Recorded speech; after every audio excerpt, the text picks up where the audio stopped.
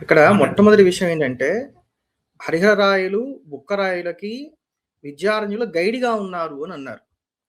అసలు ఇది చరిత్ర అంగీకరించినటువంటి అంశం. ఎందుకనంటే, విజయనగరాన్ని స్థాపన చేసినటువంటిదే విద్యారణ్యులు. విద్యారణ్యులు స్థాపన చేసి, దానికి హరిహరరాయలని, బుక్కరాయలని మహారాజులుగా ఉంచారు. అలా ఉంచితే, గురువు గారి యొక్క ఆజ్ఞ మేరకు మేము రాజ్య పరిపాలన చేస్తాం తప్ప, రాజ్య లాంఛనాలు ఏవి కూడా మేము స్వీకరించము. రాజలాంఛనాలు మాకేవి అక్కర్లేదని చెప్పని, ఆ మగుటాదులన్నీ కూడా విద్యారణ్యులకే వారు సమర్పణ చేశారు. అలా సమర్పణ చేసినప్పుడు ఎదురమైనటువంటి మేము ఈ కిరీటాదులు ఏవి కూడా ధరించకూడదు. కానీ శిష్యులైనటువంటి మీ యొక్క ప్రమోదం కోసం అని చెప్పని మేము దీన్ని సంవత్సరానికి ఒక మారు ధరిస్తామని అన్నారు. అలా దసరా ఉత్సవాలలో మాత్రమే ఈ కిరీటధారణ చేయటం అనేది సంప్రదాయంగా వస్తున్నటువంటి అంశం. అది ఇప్పటికీ కూడా శృంగేరిలో మనం చూడొచ్చు. అందుకని శృంగేరిలో దర్బారు సేవ అనేటువంటి పేరుతోటి మనకి నవరాత్రుల్లో 9 రోజులు కూడా స్వామివారి కిరీటాదులన్నీ కూడా ధరించి మనకి కనబడుతూ ఉంటారు. అవన్నీ అక్కడి నుంచి వస్తున్నటువంటివే.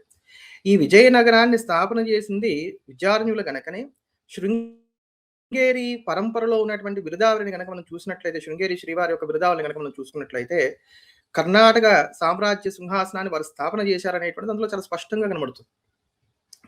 అలా కర్ణాటక సింహాసనాన్ని వారు స్థాపన చేసి వారి వెంట ఉండి వారిని ముందుకు నడిపారు. కేవలం గైడ్ లైన్ చేయలే. అసలు ఆ సామ్రాజ్యాన్ని స్థాపన చేసిందే విద్యారణ్యులు. కనుక మొట్టమొదటి మాటే వారు అసత్యం చెప్పారు అనేటువంటి మాట మనం స్పష్టంగా చెప్పవచ్చు. అసలు శంకరాచార్యుల వారి యొక్క ప్రస్తావన తేవలసినటువంటి అవసరము కూడా లేదు. ఎందుకంటే మీ సంప్రదాయం ఏదైతే ఉందో, మీకున్నటువంటి ఆళ్వార్లు ఎవరైతే ఉన్నారో, వారు రచించినటువంటి పాసురాజులు ఏవైతే ఉన్నాయో, ద్రవిడ ప్రబంధాదులు ఏవైతే ఉన్నాయో, అవన్నీ ఎలుగెత్తి చెప్పుకోవచ్చు. 108 దివ్యదేశాల వైభవం చెప్పుకోవచ్చు. మధ్యలో కావాలని తీసుకొచ్చినటువంటి ప్రస్తావన ఇది. అయితే ఈ తీసుకొచ్చిన దాంట్లో కూడా మొట్టమొదటిగా ఇప్పుడు మీరు చెప్పినటువంటి మొదటి మాట ఏదైతే ఉందో, హరిహరరాయలు, బుక్కరాయలకు వీరు గైడ్‌గా ఉన్నారని దీన్ని బట్టి తప్పని మనకు తేలిపోతోంది. అందుకనే చిత్రామనాయ పీఠాల్లో తతిమ ఏ పీఠానికి లేనటువంటి విధంగా శృంగేరి పీఠానికి మాత్రమే ఈ రాజలాంఛనాలన్నీ ఎందుకు ఉంటున్నాయనంటే కారణం ఇది. హరిహరరాయలు, బుక్కరాయలు వారు మేము కేవలం మీ శిష్యులుగా ఉండి రాజ్య పరిపాలన చేస్తాం, మీరే చక్రవర్తిగా ఉండాలి అని చెప్పని తమకున్నటువంటి గురుభక్తిని చాటుకునడానికి గాను వారికి ఉన్నటువంటి కిరీటాలు, ఆభరణాలు, రాజలాంఛనాలు అవన్నీ కూడా వారి గురువుగారు అయినటువంటి విద్యారణ్య స్వామి వారికి ఇచ్చివేశారు.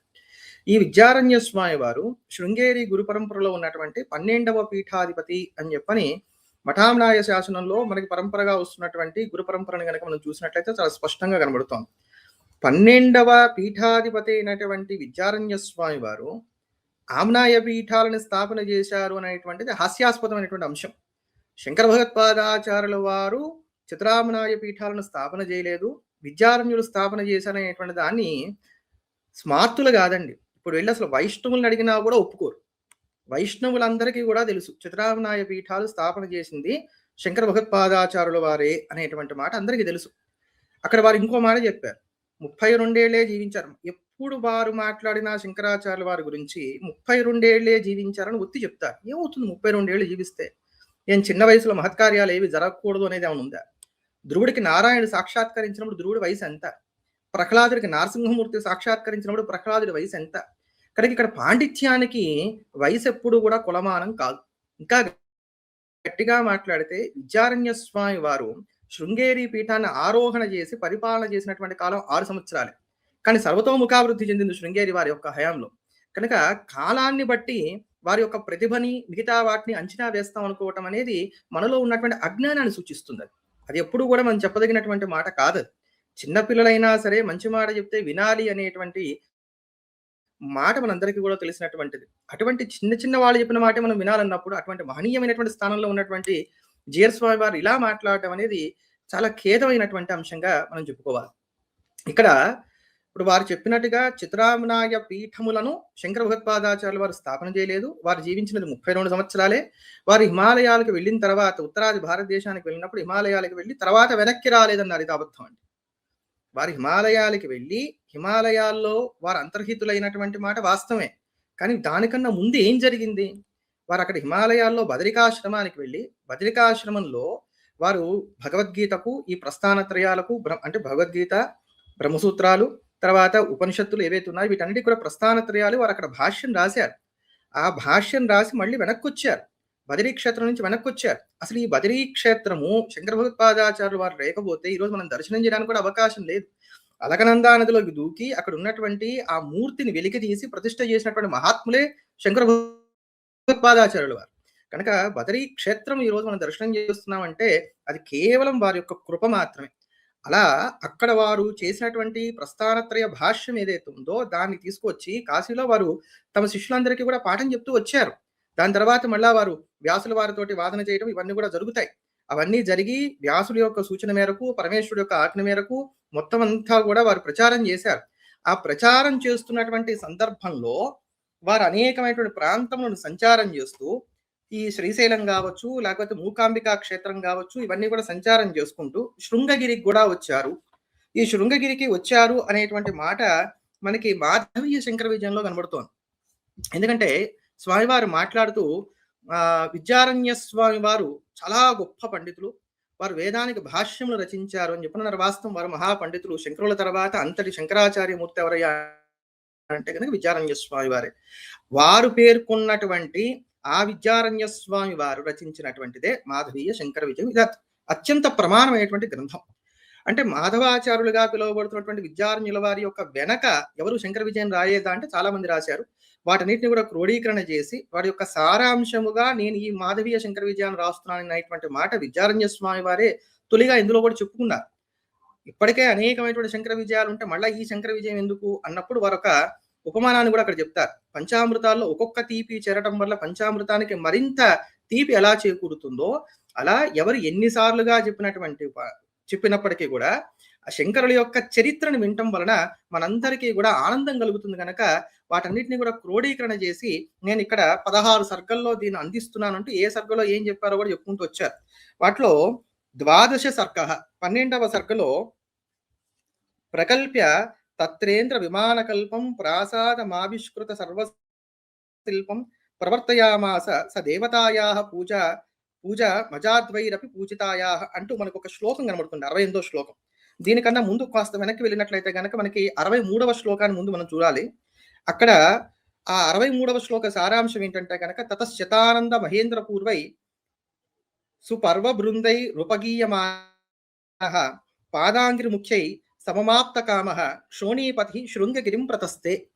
సాక్షాత్తు ఇంద్రుడు మొదలైనటువంటి వారందరూ కూడా, బృందారకులైనటువంటి వారందరూ కూడా, వారితో పాటుగా వారి శిష్యులైనటువంటి పద్మపాదాదులందరూ కూడా పరిపూర్ణంగా శంకరాచార్యుల వారిని సేవిస్తూ ఉండగా ఆయన శృంగగిరికి బయలుదేరారు అనేటువంటి మాట ఇక్కడ మనకు కనబడుతోంది. అలా శృంగగిరికి వచ్చిన తర్వాత ప్రకల్ప్య తత్రేంద్ర విమానకల్పం అంటూ శృంగేరిలో వారు అమోఘమైనటువంటి ఒక ఆలయాన్ని నిర్మించారు అనేటువంటి మాట మనకి మళ్ళీ 68వ శ్లోకంలో కనబడుతోంది. అలానే 69వ శ్లోకాన్ని కనుక చూసుకున్నట్లయితే యా శారదాంబేత్య విధాం వహంతి కృతాం ప్రతిజ్ఞాం ప్రతిపాలయంతి అద్యపి శృంగేరి పురే వసంతి ప్రజ్యోతతే అభీష్టవరాన్ దిశంతి అనేటువంటి మాట కూడా మనకు కనబడుతోంది. అక్కడ శారదాదేవిని వారు ప్రతిష్ఠ చేశారు.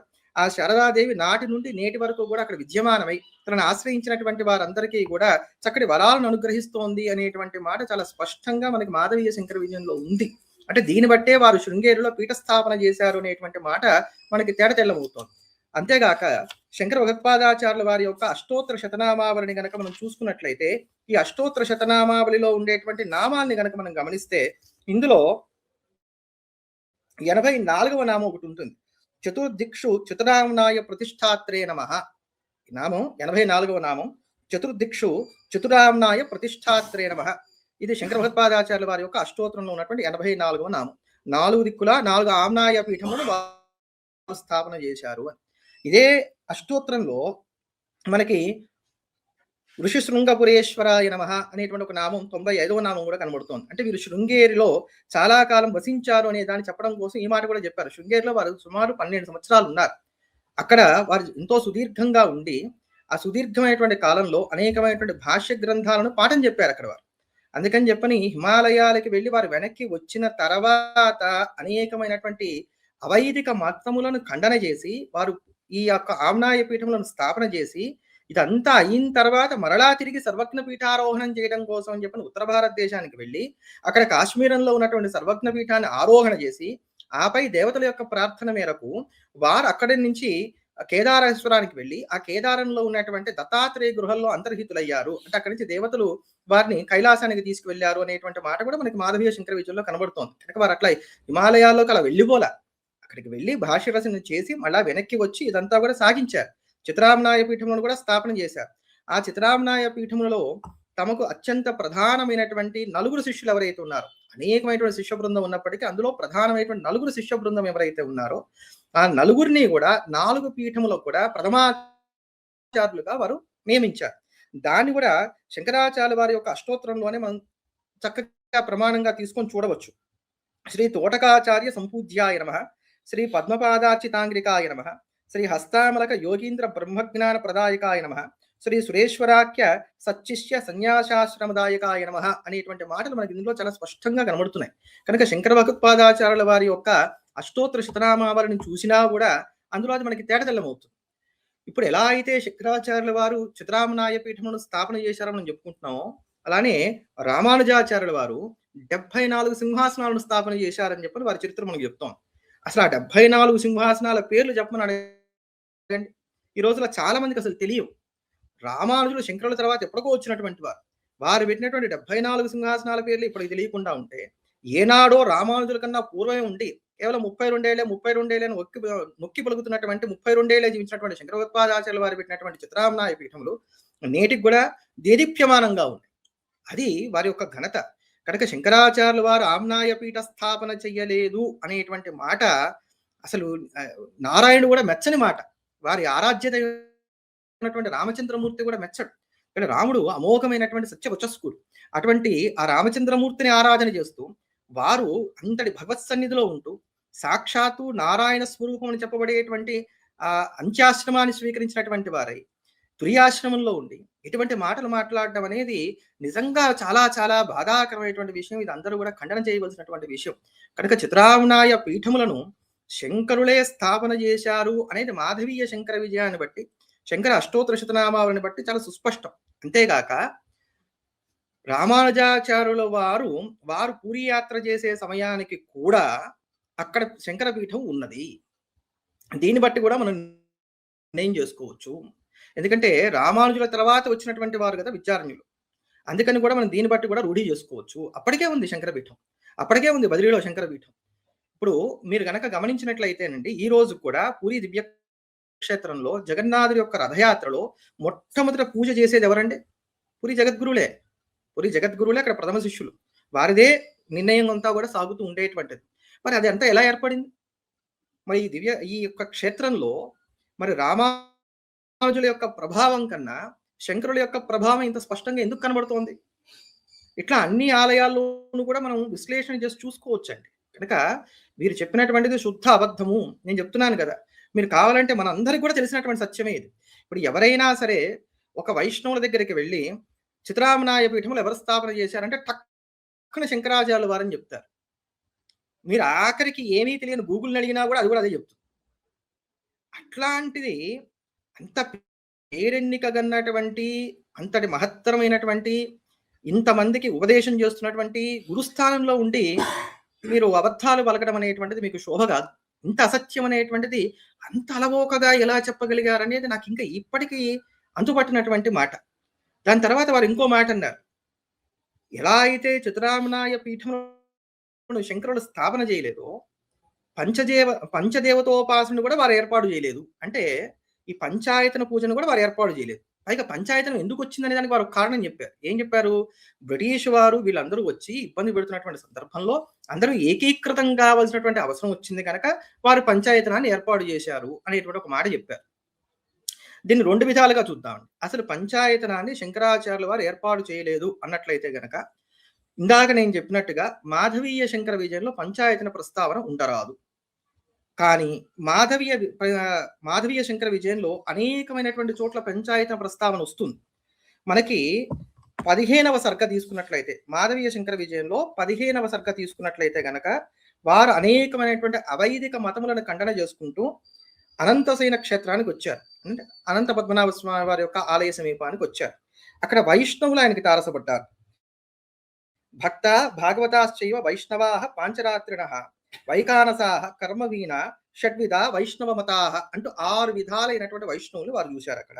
భక్తులు, భాగవతులు, వైష్ణవులు, పాంచరాత్రులు, వైకానసులు, కర్మహీనులు అని వైష్ణవులు 6 విధాలుగా వారు అక్కడ కనబడ్డారు. వారందరితో వారు మాట్లాడారు. అందులో భక్తులైనటువంటి వారితో మాట్లాడుతున్నప్పుడు ఆ భక్తులు ఏమన్నారంటే, మాకు ఇవన్నీ ఏమి లేవంటే, మేము ఏ కర్మ చేయం, మేము కేవలం భక్తి కలిగి ఉంటాం నారాయణుడు, అంత మాత్రం చేతనే మాకు మోక్షం కలుగుతుంది అనేటువంటి మాట వారు చెప్పారు. చెప్పినప్పుడు శంకరాచార్యుల వారికి కర్మ యొక్క గొప్పతనాన్ని చెప్తూ, కర్మను ఎవరైతే త్యజిస్తారో వారు భ్రష్టులు అవుతారనేటువంటి మాటను రూఢీ చేసి నిరూపణ చేసినప్పుడు, ఇదంతా కూడా విష్ణు శర్మ అనేటువంటి ఒక భక్తుడితో అక్కడ జరుగుతున్నమాట. అతను ప్రముఖుడు అక్కడ, ఆ భక్త బృందానికి సంబంధించిన వాడు. అతను చాలా బాధపడి ఖేదపడి స్వామివారిని ఆశ్రయిస్తాడు.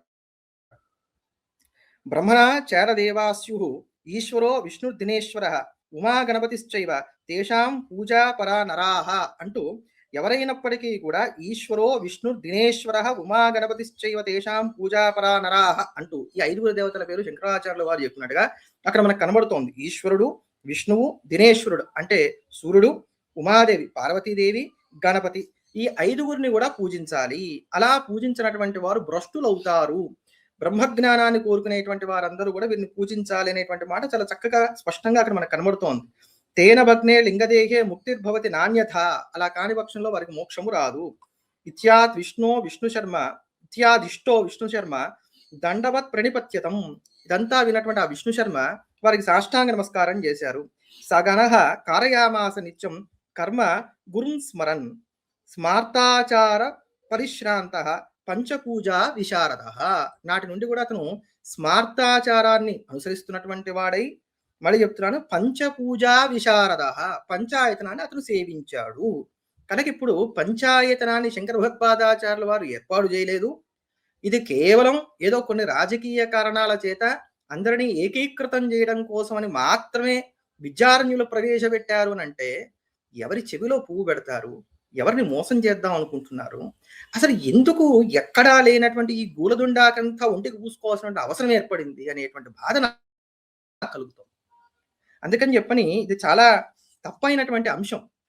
ఇదే సర్గలో అక్కడ ఉన్నటువంటి పాంచరాత్రులు కావచ్చు, లేకపోతే కనుక ఇతరత్రా ఉన్నటువంటి వారు కావచ్చు, వైష్ణవులని అనేక మార్లు వారు అక్కడ నిరసన చేయడం అనేది కనబడుతుంది.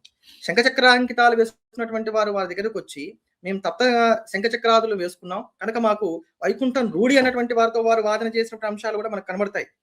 భో విప్ర దేవాసు విహాయ చిక్నం కర్మాని కుర్వన్ ఖలు కామహీన బ్రహ్మాహమస్మీతి విభావయత్వం ముక్తో భవిష్య అవబోధతోద్ధ అనేటువంటి మాట మనకి చాలా స్పష్టంగా ఇక్కడ మనకు కనబడుతుంది. పంచదశ సర్గలో ఉన్నటువంటి 137వ శ్లోకం. కేవలం తప్తశంకరాంకితాలు వేసుకోవడం వల్ల మోక్షం రాదయ్యా, బ్రహ్మాస్మి అనేటువంటి భావన చేసినట్లయితే మాత్రమే, ఎప్పుడైతే జీవబ్రహ్మైక్య జ్ఞానము కలుగుతుందో అప్పుడు మాత్రమే మోక్షం వస్తుంది అనేటువంటి మాట మనకు అక్కడ చాలా స్పష్టంగా కనబడుతుందండి. అందుకని చెప్పని అది మనం గమనించుకోవాల్సినటువంటి అవసరం ఉంది. ఇత్యుక్త ఆచార్య ఉవాచ మైవం శృతేర శృతేర భావాత్ కథ నీయ మత్ర. నాకు అక్షరాలు చాలా చిన్నగా ఉన్నాయి, ఇక్కడ కనబడట్లా, అందుకని చెప్పని ఇట్లా మాట్లాడవలసి వస్తుంది. అతప్తదేహో నా సమస్మృతేయం విమోక్షమేష శృతిరస్తి నూనం. ఇట్లా అక్కడ విష్ణు భక్తుడితో మాట్లాడుతూ సారంగం అనేటువంటి వారితో శంకరాచార్య వారు చెప్తారు, నాయన ఏ కారణంతో ఎట్లా చూసుకున్నప్పటికీ కూడా తప్తచక్రాంకితాలు వేసుకోవడం వల్ల మోక్షము వస్తుంది అనేటువంటి మాట మనకు కనబడట్లేదు. పురాణేషు బృహన్నారదీయాదిషు నిషేధనం దృశ్యతే తప్తశంకా దేర్ధారణస్య ప్రయత్నత. బృహన్నారదీయ పురాణంలో కూడా శంఖచక్రాదులను కాల్చి గుర్తులుగా వేసుకోవడం అనే దాన్ని నిరసన చేశారు. చిక్నానాం ధరణేనాహం భవిష్యామి హరే సమహ ఇచ్చేతస్తు మనోరాజ్యం మాతృం శూద్రో యదానహి. నేను ఎట్లా అయితే ఒక రాజ్యానికి రాజును అనుకున్నంత మాత్రం అతను రాజు కాలేడో, అలా కేవలం శంఖచక్రాదులను భుజముల మీద వేసుకున్నంత మాత్రాన అతను హరికి సముడు కాలేడు, అతను హరిని చేయలేడు. ఈ మాటలు కూడా ఇక్కడ మనకు స్పష్టంగా కనబడుతున్నాయి. తస్మాత్ బ్రహ్మాహమిత్యేవం చింతనం సర్వదా కురు తేన నష్టే విధాగందే జీవ ఏవ పరశివ. అందుకని చెప్పిన నా మాట వినటువంటి వాడివై రక్షణ కోరుకున్నటువంటి వాడవైతే గనక నేను శివుణ్ణి అనేటువంటి మాటని చక్కగా తెలుసుకొని ఉండు.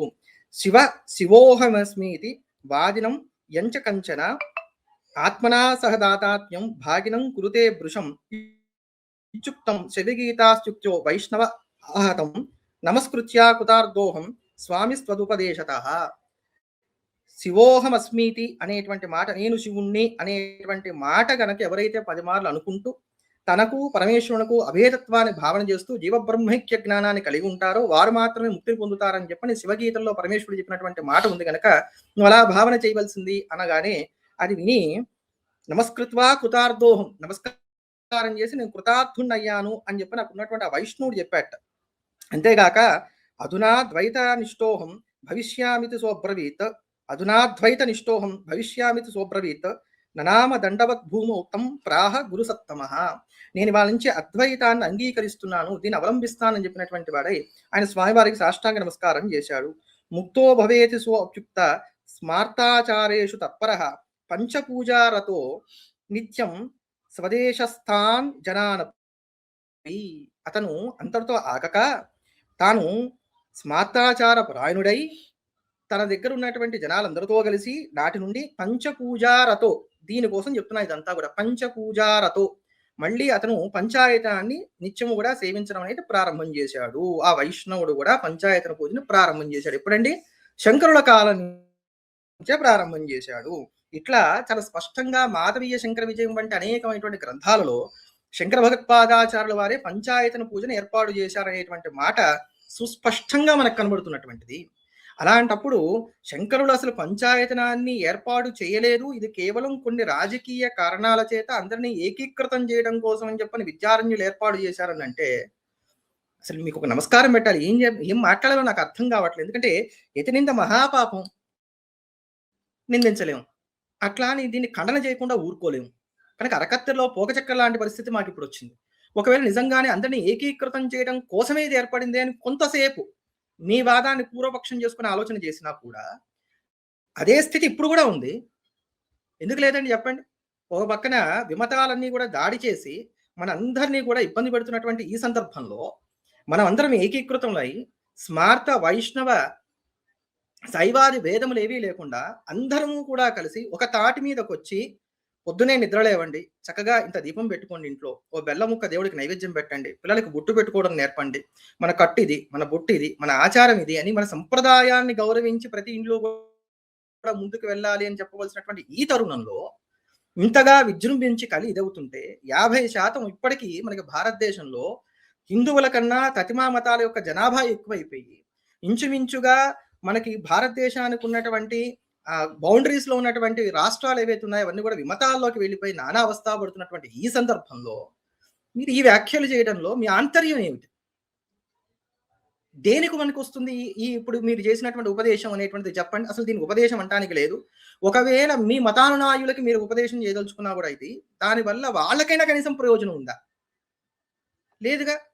అంటే ఇంత బ్రతికి ఇంటి వెనకాల తెచ్చాడు అనేటువంటి సామెతలాగా ఇంత జీవితాన్ని గడిపినటువంటి మీరు, ఇంత అనుభవాన్ని చూసినటువంటి మీరు, ఇంత పల్లకీల మూత మోయించుకున్నటువంటి మీరు ఈ రోజు అబద్ధాల కోరు అనేటువంటి మాటని మూట కట్టుకున్నటువంటి వారు అయ్యారు.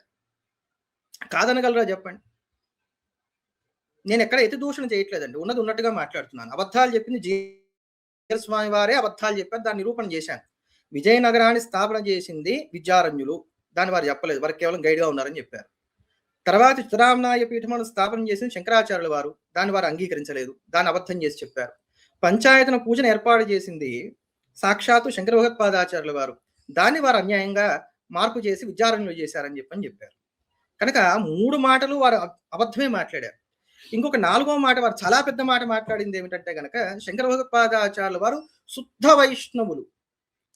శుద్ధ వైష్ణవులు అంటే వీర వైష్ణవుల కిందే లెక్క. నిజంగా శంకర భగవత్పాదాచార్యుల వారు వీర వైష్ణవులు అవునా కాదా? అదొకటి ఒక్క మారు మనం ఆలోచన చేసేటువంటి ప్రయత్నం చేద్దాం. నిజంగా శంకరాచార్యుల వారు వీర వైష్ణవులు అవునా కాదా? ఇది కూడా మనం చూడాలండి. ఎందుకంటే పంచాయతన పూజ వారు పెట్టలేదు అని అంటే తత్మా వారందరూ మనం కలుపుకోకూడదు కదా. షణ్మత స్థాపనాచార్య అని వారి పేరండి. షణ్మత స్థాపనాచార్యులే వారు అయినప్పుడు శుద్ధ వైష్ణవులు ఎలా అవుతారు? శుద్ధ వైష్ణవులు అనేటువంటి వారు ఎవరూ కూడా విష్ణు పారమ్యాన్నే తప్ప ఇతర దేవతా పారమ్యాన్ని అంగీకరించరు. వారి యొక్క నృసింహ గ్రావళంబ స్తమంలో వారు నృసింహస్వామి వారిని ఎంత చక్కగా స్తోత్రం చేశారో, భజగోవిందం భజగోవిందం అంటూ ఎలా అయితే కనుక గోవిందుని భజించండి అనేటువంటి ఉపదేశం చేశారో, గేయం గీతా నామ సహస్రం అంటూ విష్ణు సహస్రనామాలను కూడా చక్కగా పారాయణ చేయమని చెప్పి ఎంత చక్కగా చెప్పారో,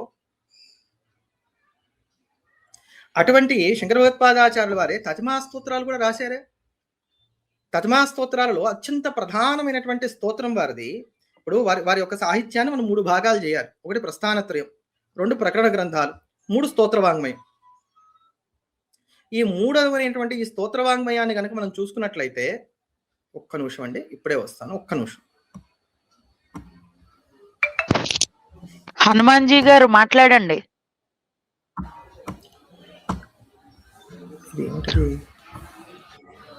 హనుమాన్జీ గారు ఈలోపు మీరు మాట్లాడుతూ ఉండండి. ఈ శంకర భగవత్పాదుల గురించి ఈ అబద్ధాలు చెప్పడం అనేది ఇది మొదటిసారి కాదు. ఇత పూర్వం కూడా ఇదే విధంగా శంకర భగవత్పాదుల గురించి అనేక సందర్భాల్లో ఆయన అబద్ధాలు చెప్పడం అనేది వస్తోందండి. మీ వాయిస్ వస్తోంది, మాట్లాడతారా? వస్తుందండి. ఓకే, మీరు ఏమన్నా మాట్లాడుతుంటే మీరు మాట్లాడాక నేను మాట్లాడతాను, మళ్ళీ ఇబ్బంది లేదు. మాట్లాడండి, మీరు మాట్లాడండి, మీరు చెప్పిన తర్వాత చెప్తాను. ఇప్పుడు 4వ మాట వారు చెప్తున్న దాన్ని శుద్ధ వైష్ణవులు అనే దగ్గర మనం మాట్లాడుతున్నాం. శుద్ధ వైష్ణవులు అంటే వీర వైష్ణవులు అని అర్థం. ఈ వీర వైష్ణవులు అనేటువంటి వారు ఎవరూ కూడా విష్ణు పారమ్యాన్నే తప్ప ఇతర దేవతల యొక్క పారమ్యాన్ని అంగీకరించరు. అయితే శంకర సాహిత్యాన్ని మనం 3 భాగాలు చేయాలి. మొదటిది ప్రస్థానత్రయం, ఇది ఉత్తమాధికారుల కోసం. రెండవది మధ్యమాధికారుల కోసం అని చెప్పని పెట్టుకున్నటువంటిది ప్రకరణ గ్రంథాలు. మూడవది సామాన్యుల కోసం అని చెప్పని వారు ఏర్పాటు చేసినటువంటిది స్తోత్రవాంగ్మయం. అటువంటి ఆ స్తోత్రవాంగ్మయంలో వారు షణ్మత స్థాపనాచార్యులు కేవలం విష్ణువుని మాత్రమే గొప్పగా ఏమీ చెప్పలేదు, అందరి దేవతల్ని గొప్పగానే చెప్పారు. విష్ణువుడు ఎంత గొప్పగా చెప్పారో తత్మా దేవతలందరినీ కూడా అంతే గొప్పగా చెప్పారు. ఎందుకంటే నిరాకారమైనటువంటి పరబ్రహ్మము భక్తానుగ్రహార్థముగా రూపాన్ని స్వీకరించి వస్తుంది. ఆ రూపాన్ని స్వీకరించి వచ్చినప్పుడు ఎవరి రుచికి తగినట్టుగా వారు సత్వరజస్తమో గుణములనేటువంటివి అందరి యందు కూడా ప్రవర్తిల్లుతూ ఉంటాయి. అవి వారి వారి యొక్క పూర్వంలో వారు చేసుకున్నటువంటి కర్మలను అనుసరించి ఒక్కొక్కరి యందు అనుపాతాల్లో వ్యత్యాసం ఉంటాయి కనుక వారి బుద్ధికి రుచికి తగినటువంటి దేవతానుష్ఠానం చేసుకొని వారు ముక్తిని పొందడం కోసం చెప్పని వారు అనేకమైనటువంటి దేవతామూర్తుల మీద స్తోత్రములను అనుగ్రహించి ఉన్నారు. వాటిలో అత్యంత ప్రధానమైనటువంటి స్తోత్రం మనకి సౌందర్యలహరి. సౌందర్యలహరి ముఖ్య బృహత్ స్తోత్ర విభావకాయ నమః అనేటువంటి మాట కూడా సౌందర్యలహరి ముఖ్య బృహత్ స్తోత్ర విభాయకాయ నమః అనేటువంటి మాట కూడా ఒకటి మనకి వారి యొక్క అష్టోత్తరంలో మనకు కనబడుతోంది. మళ్ళీ చెప్తున్నా అండి, ఇందులో అక్షరాలన్నీ కూడా నాకు చిన్నగా ఉన్నాయి, అందుకనే నాకు కొంచెం ఇబ్బందిగా ఉంది పూట. అయితే ఈ సౌందర్యలహరి స్తోత్రాన్ని కనుక తీసుకుంటే అందులో అమ్మవారినే పరదేవతగా చెప్పారు.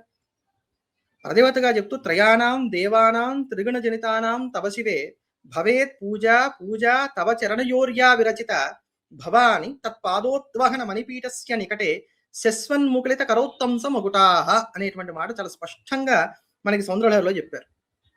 సౌందర్య శ్లోకాలు ఇది కూడా ఒకటి వస్తుంది. అమ్మ, త్రిగుణముల నుంచి బ్రహ్మ విష్ణు మహేశ్వరుడు సృజింపబడ్డారు. త్రయాణం దేవానాం త్రిగుణ జనితానాం తవ శివే భవేత్ పూజా పూజా తవ చరణయోర్యా విరచిత. అమ్మ, నీకు చేసినటువంటి పూజ మాత్రమే పూజ అవుతుందని అన్నారు. ఇప్పుడు లలితాపరాభట్టారికకు చేసినటువంటి పూజ మాత్రమే పూజ అవుతుంది అని అంటే శుద్ధ వైష్ణవులు ఎలా అయినట్టు అవుతారు?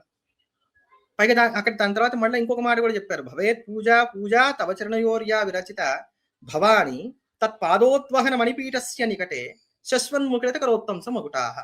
అమ్మ, నీ పాదం ఉంచేటువంటి మణిపీఠం ఏదైతే ఉందో దాని దగ్గర ఈ బ్రహ్మ విష్ణు రుద్రులు ముగ్గురు కూడా చక్కగా శస్వన్ముఖిత కరోత్తంస మగుటాహ. వారు చక్కగా తమ పాదాలకి నీ పాదాలకి నమస్కారం చేస్తూ అంజలి ఘటిస్తూ ఆ శిరస్సుల వంచి అక్కడ నమస్కారం చేస్తున్నారని చెప్పినటువంటి మాట అన్నారు. మరి అప్పుడు విష్ణువు అక్కడ అమ్మవారి యొక్క పాదాలకి నమస్కారం చేస్తున్నటువంటి మాట ఎలా వస్తుందండి? అది రావడానికి కూడా అవకాశం లేదుగా. అంతేగాక ముదాకరాత్తమోదకం అంటూ వారు గణపతి మీద పంచరత్నాలు చెప్పారు. మరి వినాయకుణ్ణి ఏ వైష్ణవులు పూజిస్తున్నారో చెప్పమనండి. వారికి అంతా విశ్వక్సేనారాధనే తప్ప గణపతి ఆరాధన లేదు. వీరు నిజంగా శుద్ధ వైష్ణవులు అయితే గనక వీరు గణపతి మీద స్తోత్రం ఎందుకు చేసినట్టు అది కూడా మనం చూడాలిగా. మరి కేవలం గణపతి మీద స్తోత్రం చేయరుగా. ఇప్పుడు వారు విశ్వక్సేనులు స్తోత్రం చేయాలి కదా. గణపతి గురి యొక్క పారమ్యాన్ని వారు చెప్పడానికి అవకాశం లేదుగా. వారి యొక్క జీవిత చరిత్రలో చాలా స్పష్టంగా ఉంది. వారు కైలాసానికి వెళ్ళారని, ఆ కైలాసం నుంచి 4 శివలింగాలు తీసుకొచ్చారని, అవి 4 మఠాలు స్థాపన చేశారని, అదే సందర్భంలో రత్నగర్భ గణపతిని కూడా ఆ పరమేశ్వరుడు వారికి అనుగ్రహించారని, అదే రత్నగర్భ గణపతి ఈ నేటికి కూడా శృంగేరిలో పూజలు అందుకుంటోంది, మనందరం కూడా భవ్యంగా చూస్తున్నాం. అటువంటిది వారు గణపతిని కూడా పూజ చేశారు అని అన్నప్పుడు శుద్ధ వైష్ణవులు ఎలా అవుతారు అంటే శంకరాచార్యుల వారిని వైష్ణవంలోకి హైజాక్ చేయటం ఇది. అరే అసలు ఇప్పుడు ఈ హైజాక్లు, కిడ్నాప్లు ఇవన్నీ కూడా ఎతులకేం పనండి? క్రైమ్ కదా, నేరం కదా. నేరస్తులైనటువంటి వాళ్ళకి వచ్చేటువంటి ఆలోచనలు ఇట్లాంటివన్నీ కదా. మిమ్మల్ని నేను నేరస్తులు అనట్లేదండి. స్వామివారు బాగా జ్ఞాపకం పెట్టుకోవాలి. స్వామివారి యొక్క భక్త బృందం కూడా బాగా జ్ఞాపకం పెట్టుకోవాలి. వారికి అంజలించి చెప్తున్నాను. నేను ఎక్కడా కూడా నేను వారిని నింద చేయట్లేదు. వారు ప్రస్తావన చేసినటువంటి అంశాలన్నీ కూడా పరమ దుర్మార్గంగా, సత్య దూరంగా, నిష్ఠూరంగా, స్మార్థాన్ని అవలంబించేటువంటి వారందరికీ కూడా శల్య సదృశంగా ఉంటే చాలా ఖేదం కలిగించేటువంటివి. అంతేగాక స్మార్త వైష్ణవుల మధ్యలో నిప్పు పెట్టేటువంటి విధంగా, సంఘంలో ఉన్నటువంటి వారందరిలో కూడా వారి యొక్క మనోభావాలను రెచ్చగొట్టేటువంటి విధంగా, పండితుల్లో విభేదాలు తెచ్చేటువంటి విధంగా ఉన్నాయి కనుక ఇలా మాట్లాడవలసి వచ్చిందే తప్ప నేను ఎక్కడ వారిని నింద చేయట్లేదు. అంతేగాక వారు శుద్ధ వైష్ణవులైనట్లయితే కనుక శివానంద లహరిలో ఇప్పుడు నేను చెప్తున్నటువంటి మాట వారు చెప్పడానికి అవకాశమే లేదు.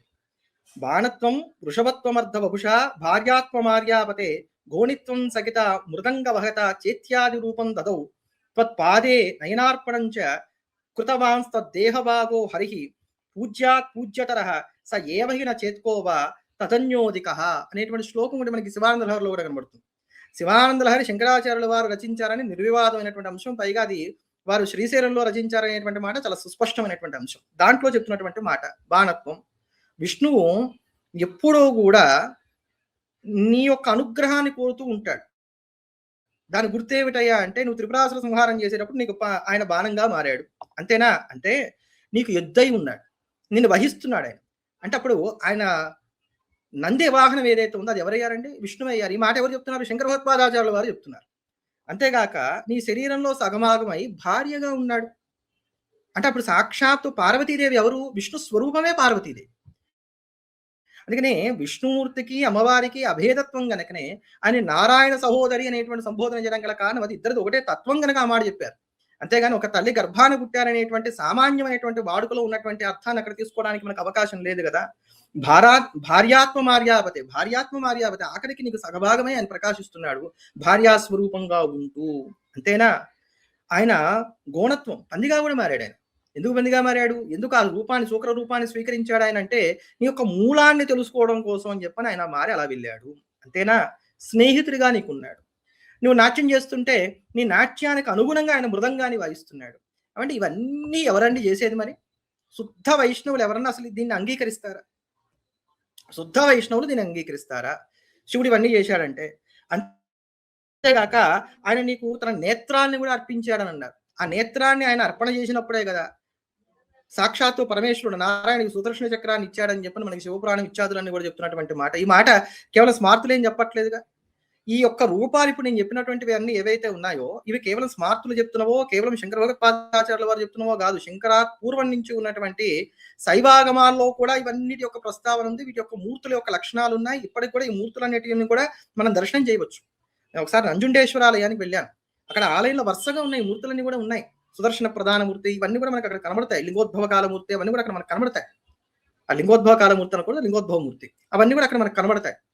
కనుక అంత సుస్పష్టంగా వారు ఏ దేవతని స్తోత్రం చేస్తుంటే ఆ దేవతని పరబ్రహ్మ స్వరూపంగా భావన చేశారు. నిత్యానందకరి, వరాభయకరి, సౌందర్య రత్నాకరి అక్కడ కూడా మనకు కనబడుతోంది. అక్కడ అమ్మవారిని స్తోత్రం చేస్తున్నప్పుడు కూడా నిత్యానందకరి, నిత్యానందం ఎవరికి ఉంటుందని? పరబ్రహ్మానికి తప్ప ఇంకెవరికన్నా ఉంటుందా? కనుక ఆ పరబ్రహ్మతత్వ స్వరూపంగా వారు భావన చేశారు. అందుకని పంచాయతనంలో ఉన్నటువంటి విశేషమైనటువంటి అర్థమే అది.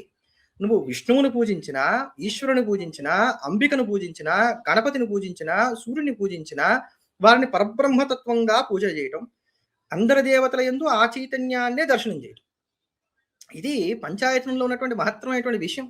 కనుక ఆ పంచాయతనాన్ని వారు ఏర్పాటు చేసినప్పుడు వారి యొక్క సిద్ధాంతానికి వారు భిన్నంగా వెళ్ళరు కనుక సకల దేవతల్ని కూడా ఏ దేవతను స్తోత్రం చేయవలసి వచ్చినా కూడా ఆ దేవతా పారమ్యాన్ని ఉంటంకిస్తూ ఆ దేవతే సర్వజ్ఞత్వం కలిగినటువంటిది అనే దాన్ని చెప్తూ ఆ దేవతకు ఉన్నటువంటి సగుణ నిర్గుణత్వాన్ని వారు రూఢి చేసి చెప్పారే తప్ప అందరూ దేవతలు ఒకటే అనేటువంటి భావనతో అలా చెప్పారే తప్ప వారు ఏమీ కేవలం శుద్ధ వైష్ణవులు అని చెప్పడానికి నొక్కి ఎక్కడ అసలు అవకాశమే లేదే. జియర్ స్వామి వారి యొక్క స్లోగన్ అసలు ఒకటి ఉంటుంది, స్వీయ ఆరాధన సర్వ ఆదరణ.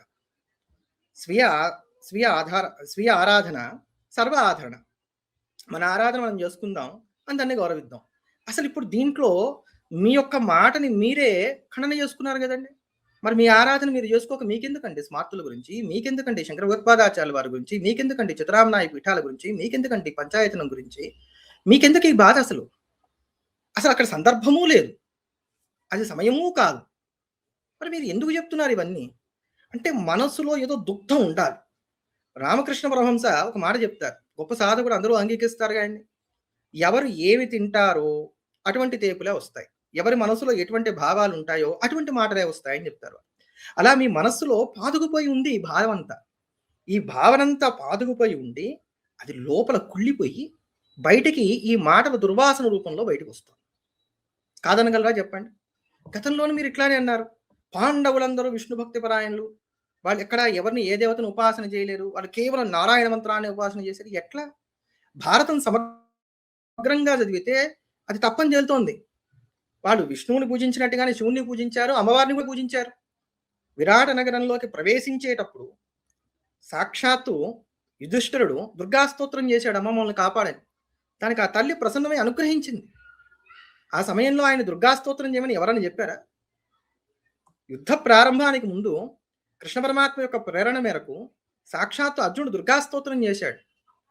వనవాస సమయంలో కృష్ణుడి యొక్క సూచన మేరకు పాశుపతం కోసం అని చెప్పని పరమేశ్వరుని ప్రసన్నం చేసుకొని శివపార్వతి దర్శనాన్ని పొందినటువంటి వాడై పార్థుడు సాక్షాత్తు స్వామివారి యొక్క దివ్యాస్త్రాన్ని పొందాడు, పాశుపతాస్త్రాన్ని పొందాడు. అప్పుడేనా యుద్ధ సమయంలో ఆయన రాత్రివేళ శిబిరానికి వెళ్ళిన తర్వాత లింగార్చన చేసినట్టుగా ఉన్నటువంటి సందర్భాలు మనకి చాలా స్పష్టంగా కనబడతాయి ఆ పర్వాలలో.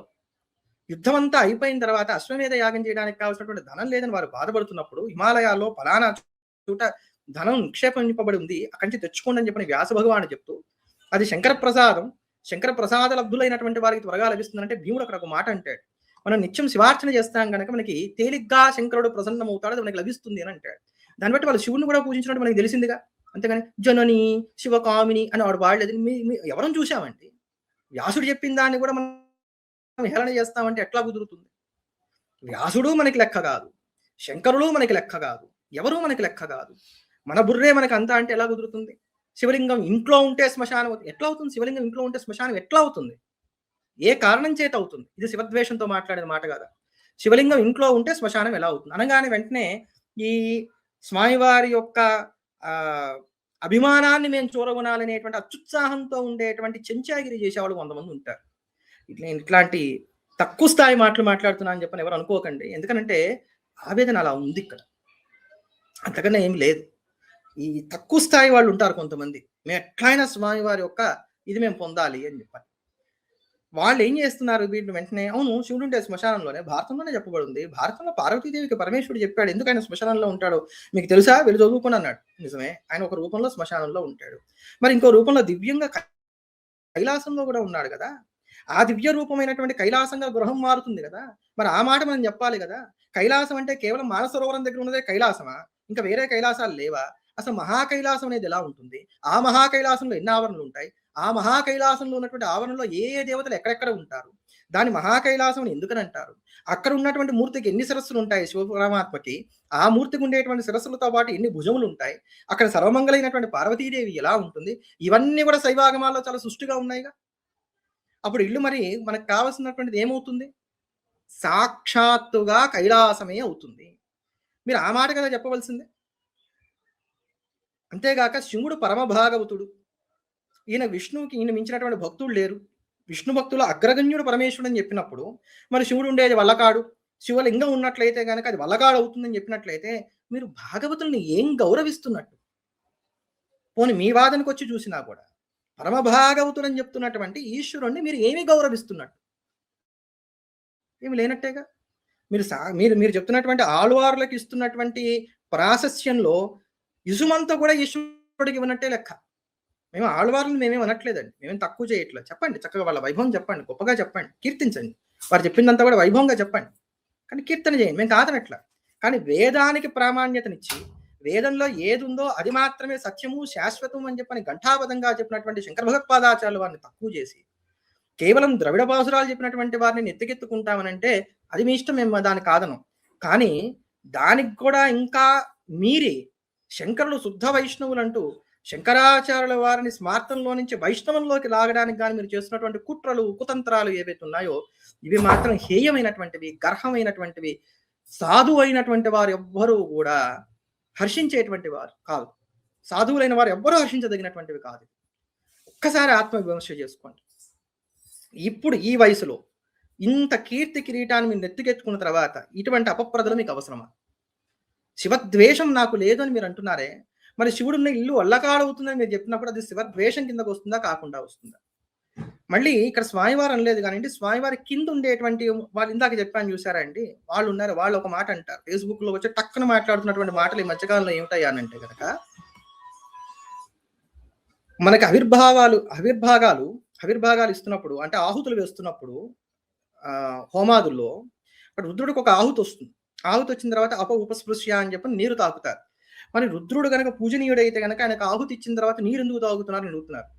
అంటే శివుడికి అనేకమైనటువంటి రూపాలు ఉన్నాయరా ఆయన, అందులో ఆ రుద్ర రూపానికి చెప్పినప్పుడు అది ఉగ్రమైనటువంటి స్వరూపంలో ఉన్నటువంటి రుద్రుడికి ఇస్తున్నటువంటి ఆహుతి గనక ఆయన వెంటనే శాంతపరచకపోయినట్లయితే గనక తర్వాత దేవతలకు ఇచ్చేటువంటి ఆహుతులు కూడా ఆయనే లాక్కొనడానికి అవకాశం ఉంటుంది, ఆయనే స్వీకరించడానికి అవకాశం ఉంటుంది. లాక్కోవడానికి కాదు, నన్ను క్షమించాలి, స్వీకరించడానికి ఆస్కారం ఉంటుంది గనక అక్కడ ఉపస్పృశ్య అనేటువంటి మాట చెప్పారు. అంతేగాని ఇప్పుడు రుద్రహోమం చేసి ఎవరైనా నీళ్లు తాగుతారా? ఆ ఒక్క మంత్రం దగ్గర ఎందుకు తాగుతున్నారనే దాన్ని మనం ఆలోచన చెయ్యక్కర్లా. నోటికొచ్చిందే మాట అన్నట్టుగా మాట్లాడుకుంటూ వెళ్ళిపోతామంటే ఎట్లా అండి? ఎవరన్నా మాట్లాడండి, ఏమన్నా మాట్లాడండి, ఏదైనా చెప్పండి, కానీ ప్రమాణంతో మాట్లాడాలి.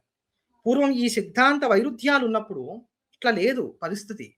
రామానుజుల కాలంలో కావచ్చు, శంకరభగవత్పాదాచార్యుల వారి కాలంలో కావచ్చు, మధ్వాచార్యుల వారి కాలంలో కావచ్చు, సిద్ధాంత వైరుధ్యాలు ఉన్నప్పుడు వాళ్ళు చేసినటువంటి పని ఏమిటి? ఎవరికి ఆ సిద్ధాంతం మీద ఆక్షేపణలు ఉన్నాయో వారందరినీ కూడా అక్కడ పిలవడం, ఒక పెద్ద సభ ఏర్పాటు చేయడం, ఆ సభలో ఆ సిద్ధాంత చర్చ చేసుకోవడం. ఇప్పుడు అది పోయింది. అది పోయి అసలు ఏమీ సంబంధం లేనటువంటి కామన్ మ్యాన్ దగ్గరికి వెళ్ళి శంకరాచార్యుల వారు ఈ ఆమ్నాయ పీఠాలు పెట్టలేదు, శంకరాచార్యుల వారు శుద్ధ వైష్ణవులు, శంకరాచార్యుల వారు మన పంచాయతన పూజను ఏర్పాటు చేయలేదు అని చెప్పడంలో మీ అంతరం ఏమిటి? నిజంగా పెట్టకపోతే వెళ్ళండి, శృంగేరికి వెళ్ళండి. శృంగేరికి వెళ్ళి స్వామివారు మీరు చెప్తోంది తప్పు, శంకరాచార్యుల వారు ఎక్కడ పెట్టారు పంచాయతం, వారితో వాదన చేయండి, ఆ వాదన లైవ్ పెట్టండి. అప్పుడు అందరికీ తెలుస్తుంది కదా. ఎందుకు ఈ ముసుగులో బుద్ధులాట? ఇప్పుడు అంతేగాక మీరు 108 దివ్య దేశాలన్నీ తీసుకొచ్చి ఒక దగ్గర ఏర్పాటు చేశారు. బాగుంది. 108 దివ్య దేశాలు అందరూ వెళ్ళి దర్శించలేనటువంటి వారి కోసం సౌలభ్యంగా అక్కడ ఏర్పాటు చేశారు. బాగానే మేము కాదనట్లా. కానీ ఇదే ధనంతో 108 దివ్య దేశాల్లో చాలా ఇబ్బందులు పడుతున్నటువంటి ఆలయాలు ఉన్నాయి. వాటిని కూడా మనం చక్కగా ఉజ్జీవింపజేసుకోవచ్చు. దీంతో పాటుగా అంటే ఇది మానేసని నేనేమనట్లా. వాటికి అసలు మీరు చేస్తున్న కృషి ఏమిటో చెప్పండి. అంటే ఇక్కడ మీరు అంటే కేవలం జిఆర్ స్వామి వారిని నేను ప్రశ్న వేయట్లేదండి, వైష్ణవ సమాజం మొత్తాన్ని నేను ప్రశ్నిస్తున్నాను. అసలు 108 దివ్య దేశాల యొక్క రక్షణ కోసం వైష్ణవులు ఉద్యమించి చేస్తున్నటువంటిది ఏమిటి? ఎందుకు ఈ మాట నేను అడుగుతున్నాను అని అంటే, సుమారు ఒక 3 ఏళ్ల వెనక అనుకుంటాను కాంచి వెళ్ళాను. పోయిన సంవత్సరం కూడా వెళ్ళినా కేవలం అమ్మవారి దర్శనం చేసుకొని వచ్చాను. 3 ఏళ్ల వెనక వెళ్ళినప్పుడు మొత్తం కాంచీపురం అంతా తిరిగి వచ్చాను. అక్కడ ఒక దివ్య దేశానికి వెళ్ళాను. ఆ దివ్య దేశంలోనే పొయ్యిగై ఆళ్వార్లు అవతరించారు అనేటువంటి మాట మనకు కనబడుతోంది. పొయ్యిగై అంటే సరస్సు, అందులో నుంచి వారు ఉద్భవించారు అని చెప్పాను. వారు అయోని సంభవులు అని చెప్పాను. మొదటి 3 ఆళ్వార్లు కూడా అయోని సంభవులని, వాళ్ళలో వీరొకరు. ఆ సరస్సు వెళ్ళి చూద్దాం అనుకుని అక్కడ ఉన్న గుళ్ళో వాళ్ళని అడుగుతున్నాను అనమాట. నేను ఏమంటే ఎలా వెళ్ళాలి, ఎక్కడ ఉంటుంది, ఏమిటి అని అడుగుతుంటే నిలువు బొట్టు పెట్టుకున్నటువంటి తెలుగు వాళ్ళు ఎవరో అక్కడికి వచ్చారు. దాన్ని బట్టి వాళ్ళు వైష్ణవులేమో, లేకపోతే వైష్ణవాన్ని స్వీకరించారేమో అనుకున్నాను. ఎందుకంటే ఈ రోజుల్లో జన్మతః వైష్ణవుల కన్నా కూడా మధ్యలో మాయమాటలు విని వైష్ణవాన్ని స్వీకరించిన వారే ఎక్కువగా ఉన్నారు. అందుకని చెప్పని వారేమన్నా మరి అట్లా స్వీకరించిన వారేమో నాకు తెలియదు. లేదండి మీరు అక్కడికి వెళ్ళకుండా అదంతా అపరిశుభ్రంగా ఉంది, అసలు ఏం బాగాలేదు, బాగా వాసన వస్తుంది, దుర్గంధంగా ఉంది అని చెప్పని అన్నారు. మరి అంతటి ఆళ్వార్ల గురించి మనం మాట్లాడుకుంటూ దేవాలయాల్లో పెట్టుకుని వాళ్ళని పూజ చేసుకుంటూ వాళ్ళని నెత్తికెత్తుకొని తిరుగుతున్నప్పుడు వారు అవతరించినటువంటి అవతార స్థలాన్ని కూడా మనం పరిరక్షించుకొని వాటిని జాగ్రత్త చేసుకొని శుచి శుభ్రంగా చూసుకోలేని స్థితిలో ఉన్నప్పుడు ముందు మీ మతాన్ని మీరు ఉద్ధరించుకోక మనకెందుకంటే పక్కింటి వాడు కూడా ముందు అది కదా మనం ఆలోచించవలసింది. ఇవన్నీ మానేసి అసలు మీకు సంబంధం లేనటువంటి అద్వైతం జోలికి వెళ్ళాల్సినటువంటి అవసరం ఏముంది? అంటే ఇది కుట్ర కాదా, ఇది కుతంత్రం కాదా, ఇది మీరు పన్నినటువంటి పన్నాగం కాదా, ఇది విద్వేషం కాదా? ఈ ప్రశ్నలన్నీ కూడా ఇప్పుడు నేను అడుగుతున్నటువంటివన్నీ కూడా మీకు శంకర విజయాన్ని చూపించి నేను అడిగాను. 13వ శతాబ్దంలో అవతరించారు విద్యారణ్యులు అన్నారు. వాస్తవమే, 13వ శతాబ్దంలో వారు అవతరించినటువంటి మాట వాస్తవమే. కానీ ఆనాటికే భవ్యంగా ఆమ్నాయ పీఠాలు ఉన్నాయి. విద్యారణ్యుల కాలానికి వచ్చేసరికి విదేశీ దండయాత్రలు పెరిగినటువంటి కారణం చేత ఈ శృంగేరి పీఠం కింద ఉన్నటువంటి పరిపాలనా భూభాగం చాలా విస్తృతంగా ఉంది. ఉత్తరాదిలో 3 ఆమ్నాయ పీఠాలు ఉంటాయి, దక్షిణాపదానికి అంతటికీ కలిపి ఒకటే ఆమ్నాయ పీఠం ఉంది. కనుక వారు పరిపాలనా సౌలభ్యం కోసము, సనాతన ధర్మం యొక్క సంరక్షణ కోసము వారు శాఖామఠములను విస్తృతంగా ఏర్పాటు చేశారు. వారు శాఖామఠములను ఏర్పాటు చేశారే తప్ప ఆమ్నాయ మఠాలను ఏర్పాటు చేయలేదు. అసలు ఒకవేళ విద్యారణ్యులే ఏర్పాటు చేశారనేటువంటి మాట మీ మేరకే అనుకున్నా కూడా అది మాటలకై నొప్పి మీకెందుకు? నేను ఇందా చెప్పినట్టుగా రామానుజాచార్యుల వారు 74 సింహాసనాలు ఏర్పాటు చేశారు. ఎక్కడున్నాయో చెప్పండి, అడగండి. ఒక వైష్ణవుని పిలిచి, ఇప్పుడు స్మార్తుణ్ణి అనుకునేటువంటి వాళ్ళలో కాస్త చదువుకున్నటువంటి వాళ్ళు, అంటే స్మార్తానికి శైవానికి తేడా తెలియని వాళ్ళు చాలా మంది ఉన్నారు. దాంట్లో స్మార్త సంప్రదాయం తెలిసినటువంటి వారిని ఎవరినైనా అడగండి, 4 పీఠాల పేర్లు చెప్పేస్తారు. వైష్ణవుల్ని కూడా పిలిచి అడగండి, శంకర భగవత్పాదాచార్యులు వారు పెట్టినటువంటి పీఠాలని 4 టక్కని చెప్పేస్తారు. ఒక వైష్ణవుని పిలిచి అడగండి, రామానుజాచార్యుల వారు ఎన్ని సింహాసనాలు ఏర్పాటు చేశారని చెప్తారేమో చూద్దాం. అంతేకాక శుద్ధ వైష్ణవులు ఎవరు? శంకర భగవత్పాదాచార్యుల వారు. మీరు చెప్పింది అంత శుద్ధ వైష్ణవులైనటువంటి శంకర భగవత్పాదాచార్యుల వారు విష్ణు సహస్రనామానికి భాష్యం రాస్తే, మరి ఆ శుద్ధ వైష్ణవులుగా మీరు పేర్కొంటున్నటువంటి శంకర భగవత్పాదాచార్యుల వారు రాసినటువంటి ఈ విష్ణు సహస్రనామ స్తోత్ర భాష్యాన్ని కాదని పరాశర భట్టర్ వారు మళ్ళీ ఇంకొక భాష్యాన్ని ఎందుకు రాయవలసి వచ్చింది? ఆ భాష్యానికి ఒక పేరుంది, అది కూడా వైష్ణవులో చాలా మందికి తెలియదు. ఆ భాష్యం పేరు ఏమిటో? నేను సాధారణ వైష్ణవుల గురించి మాట్లాడుతున్నాను. మరి ఎందుకు రాయవలసి వచ్చింది? మరి ఎందుకు ఖండన చేయవలసి వచ్చింది? ఇవన్నీ అందుకని మనము ఏదో వింటున్నారు, భజన చేస్తున్నారు, ఆ చుట్టూ పెద్ద సమాజం ఉంది అనుకొని మాట్లాడడానికి లేదు. ఈ రోజుల్లో చాలా మందికి తెలియనటువంటి అంశం ఏంటంటే పీఠాధిపతులు వేరు, సన్యాసులు వేరు. ఇద్దరికి కూడా స్థాయి వేదం ఉంది. అందరిది తురియాశ్రమం అయినప్పటికీ కూడా పీఠాధిపతుల యొక్క స్థాయి వేరు, సన్యాసుల యొక్క స్థాయి వేరు, తతిమాయతుల యొక్క స్థాయి వేరు. సన్యాసి మడమ దాటి వస్త్రం కట్టకూడదు. అసలు సన్యాసే అది ఎవరమైనప్పటికీ కూడా మడమ దాటి వస్త్రాన్ని కట్టకూడదు. దేవతలు వసించేది కనుక దానికి వస్త్రం అనేటువంటి పేరు. కాలి మడమలకు తగినట్లయితే అది దేవతలు అవమానించినట్లు అవుతుంది. కానీ మన పెద్దవాళ్ళు ఎప్పుడు కూడా కాళ్ళతో బట్టలు పక్కకు జరపరాదు, దానివల్ల దరిద్రం కలుగుతుంది అనేటువంటి మాట దీనికోసం చెప్పారు. అలాంటిది పీఠాధిపతులైనటువంటి వారు మాత్రం మడమల దాకా కూడా వారు అంచున్నటువంటి వస్త్రాలు ధరించవచ్చు. పీఠాధిపతులకు ఉండేటువంటి నియమాలు, వారికి ఉండేటువంటి బాధ్యతలు వేరు. సాధారణ సన్యాసులకు ఉండేటువంటి బాధ్యతలు వేరు. జియర్ స్వామి వారిది సనాతనమైనటువంటి పీఠము కాదు, సనాతనమైనటువంటి మఠము కాదు. పెద్ద జియర్ స్వామి వారు స్థాపన చేసిన దానికి వీరు కొనసాగింపుస్తున్నారు. ఈ ఉభయ తెలుగు రాష్ట్రాలలో విస్తృతంగా వారు చాలా అద్భుతంగా వైష్ణవాన్ని ప్రణవింపజేశారు. చాలా గొప్ప విషయం. వైష్ణవాన్ని చాలా చక్కటి వ్యాప్తిలోకి తీసుకొచ్చారు. గొప్ప విషయం. మీ మతాన్ని మీరు వ్యాప్తిలోకి తెచ్చుకున్నారు, మేము కాదనట్ల. కానీ ఇదే జియర్ స్వామి వారు విదేశాలకు వెళ్ళి వచ్చారనేటువంటి కారణం చేత ఇప్పటికి కూడా కొన్ని, ఇది కొంచెం వివాదాస్పదమైనటువంటి అంశమేమో నాకు తెలియదు, నాకున్నటువంటి సమాచారం మేరకు నేను చెప్తున్నాను. ఒకవేళ నేను చెప్పింది తప్పైతే కనుక నాకు చెప్పండి, దాని తర్వాత దాన్ని సరిదిద్దుకునేటువంటి ప్రయత్నం కూడా చేస్తాను. కొన్ని దివ్య దేశాల్లో వీరికి ఇవ్వవలసినన్ని మర్యాదలు ఇవ్వట్లేదు అని ఆ మాట మనం ఈ మధ్య కాలంలో మన దగ్గర ఉన్నటువంటి దివ్య దేశమైనటువంటి తిరుమలలో కూడా చూడొచ్చు. తిరుమల మీద వారు చాలా కాలం వారు వెళ్ళకపోవడం క్షేత్రానికి, అక్కడ నాకు వారికి ఇవ్వవలసినంత సముచితమైనటువంటి గౌరవ మర్యాద ఇవ్వట్లేదు అనేటువంటి మాటలు మనం వార్తల్లో వింటామని కూడా కొన్నిసార్లు జరిగినాయి. దాన్ని బట్టి కూడా మనం భావన చేయవచ్చు. దానికి రాజకీయ కారణాలు ఉన్నాయా, విదేశాలకు వెళ్ళి రావడం వల్ల జరిగినాయా, అవన్నీ నాకు తెలియదు. కనుక దివ్యదేశ వైభవాన్ని చెప్పుకోండి, ఆళ్వార్ల వైభవాన్ని చెప్పుకోండి, మీ సంప్రదాయాన్ని ఏమన్నా చెప్పుకోండి, మాకేం బెంగలేదు. కానీ ఇవన్నీ చేయడం అనేది తప్పు. ఇటీవల కాలంలో కంచి స్వామివారు కావచ్చు, శృంగేరి శ్రీవారు కావచ్చు, విస్తృతంగా ఇక్కడ ఉభయ రాష్ట్రాల్లో పర్యటన చేసిన తర్వాత శంకరుల మీద ఉన్నటువంటి అపారమైనటువంటి భక్తి మరింత ఇనుమడించింది.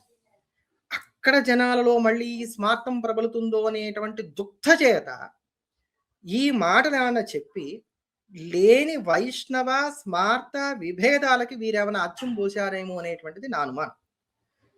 కనుక నేను చెప్పవలసిందంతా కూడా సాంగంగా చెప్పానని అనుకుంటున్నాను. ఇంకా ఎవరన్నా ఏమైనా ప్రస్తావన చేయవలసి ఉందంటే కనుక దయచేసి ప్రస్తావన చేయండి.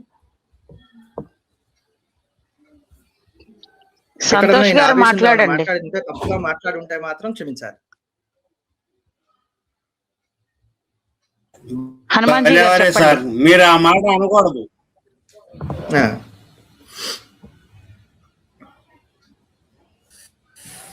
ఇక్కడ ఇంకొక మాట అన్నారండి శర్మ గారు.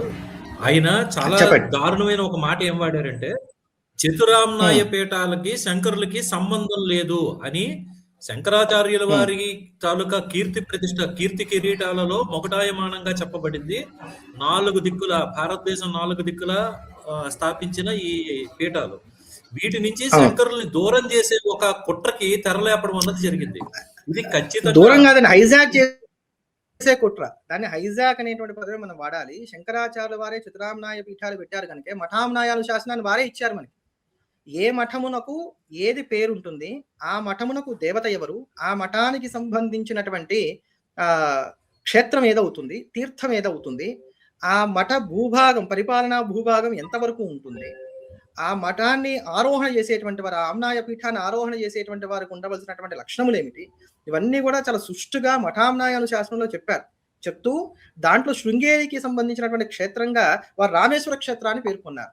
ఏ రామేశ్వర క్షేత్రం అయితే కల్పితం అని చెప్పని జిఆర్ స్వామి వారు చెప్పారో, ఏనాడో రామానుజుల కన్నా పూర్వమే శంకర భగవత్పాదాచార్యుల వారు ఆ రామేశ్వర క్షేత్రం ఉన్నదని దాన్ని అంగీకరించినటువంటి వారై ఆ రామేశ్వర క్షేత్రమనే శృంగేరికి ప్రధానమైనటువంటి క్షేత్రంగా చెప్పారు. పూరికి ఎలా అయితే జగన్నాథ క్షేత్రాన్ని, ద్వారకలో ఉన్నటువంటి పీఠానికి ద్వారకాధీశ క్షేత్రాన్ని, ఇప్పుడు ఈ జ్యోతిష్మఠంలో ఉన్నటువంటి దానికి ఎలా అయితే బద్రికాశ్రమాన్ని చెప్పారో, అలా శృంగగిరికి వారు ప్రధానంగా చెప్పబడినటువంటి క్షేత్రం ఏదైతే ఉందో అది రామేశ్వర క్షేత్రమే.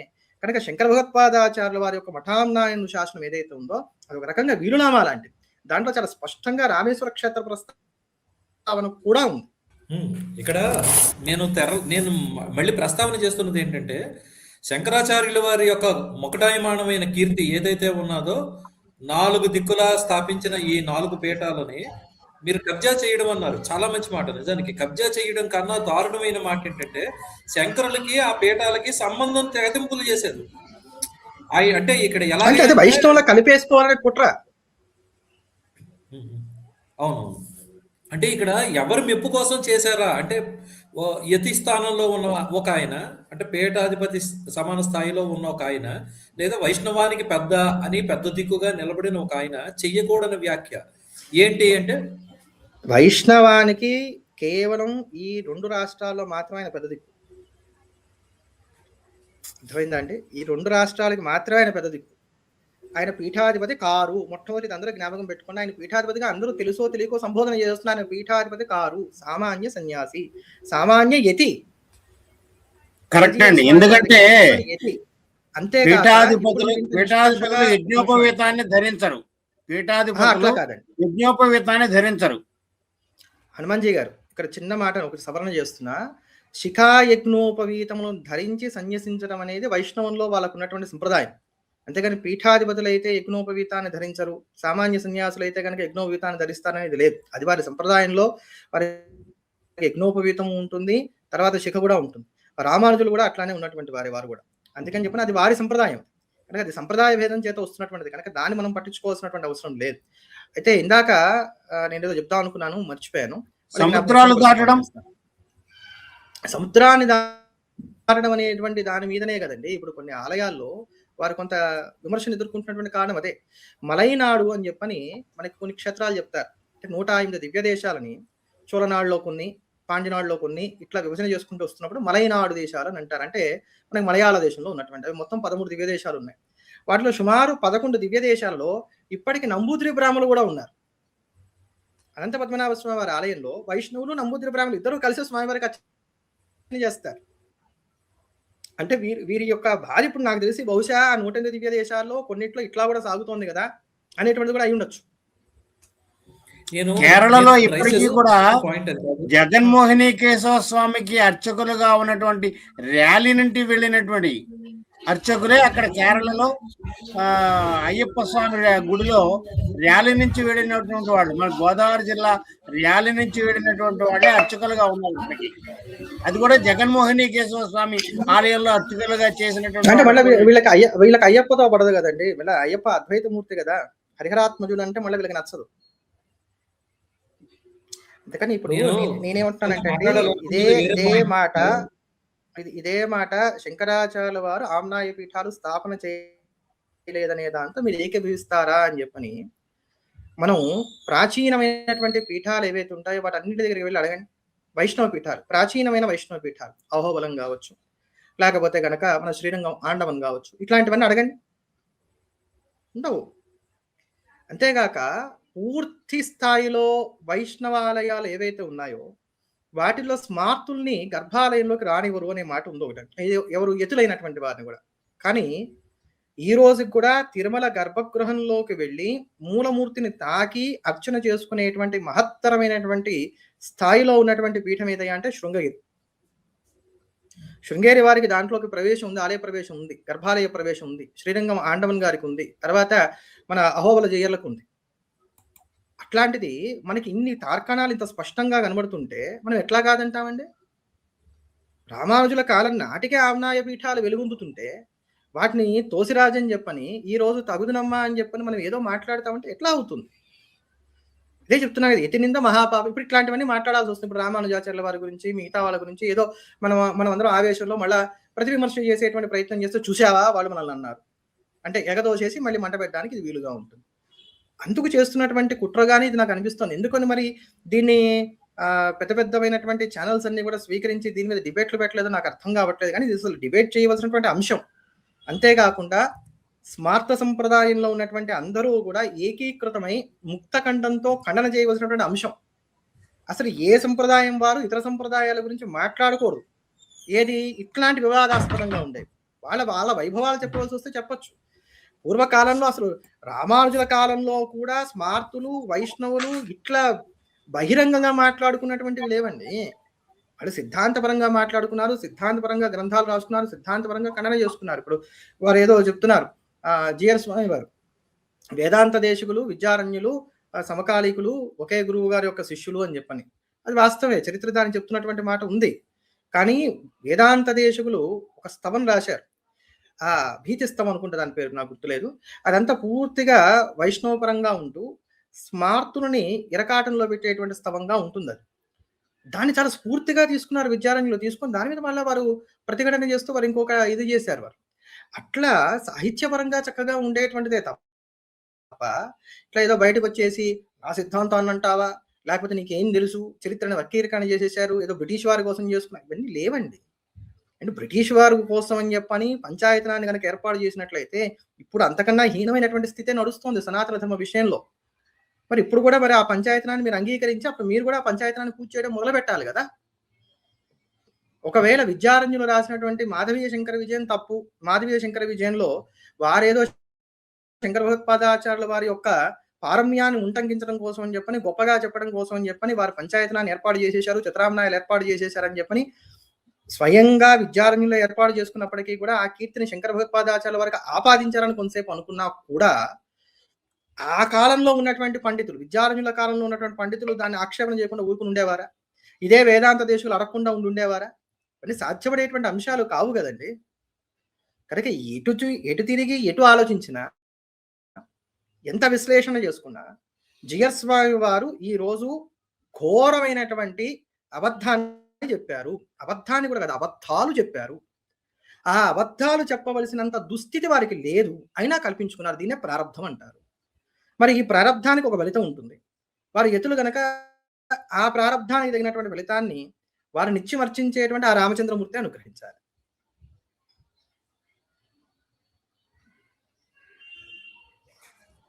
నిజానికి నేను మాట్లాడాలనుకున్నది ఒక టాపిక్ ఉంది ఇక్కడ.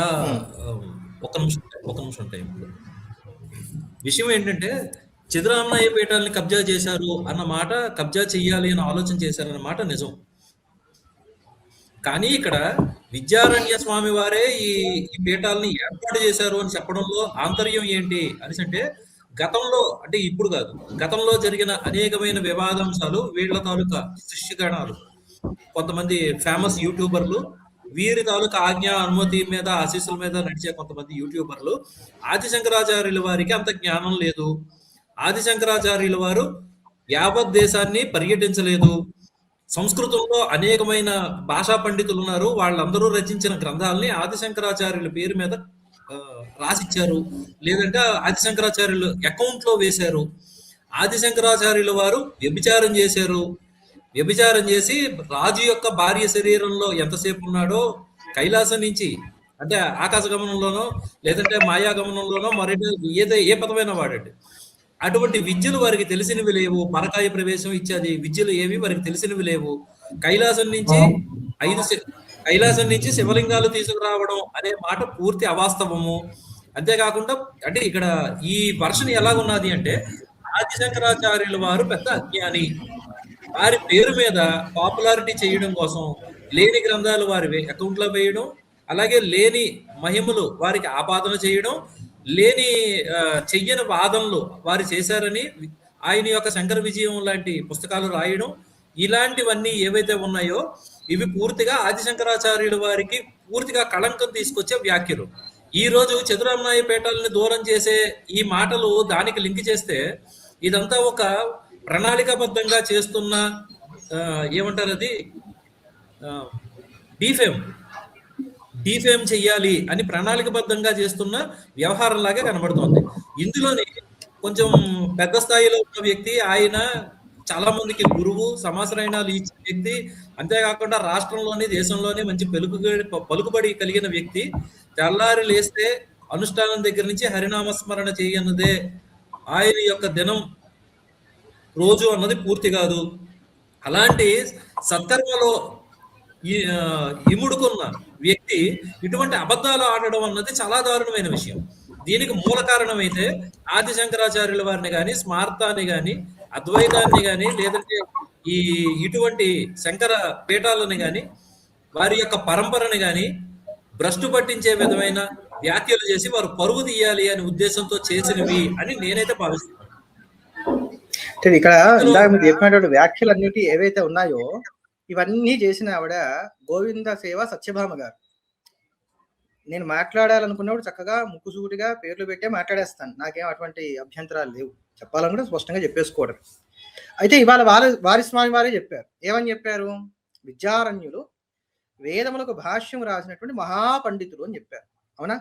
అది ఒక్కటే వాళ్ళు చెప్పిన వాటిలో సత్యం. ఇవాళ ఆ విద్యారణ్యులు రచించినటువంటి మాధవీయ శంకర విజయంలోనే ఇందాక మీరు చెప్పినటువంటి పరకాయ ప్రవేశం కావచ్చు, లేకపోతే గనక వారి యొక్క వైభవం కావచ్చు, అంతా కూడా ఉంటంగింపబడి ఉంది.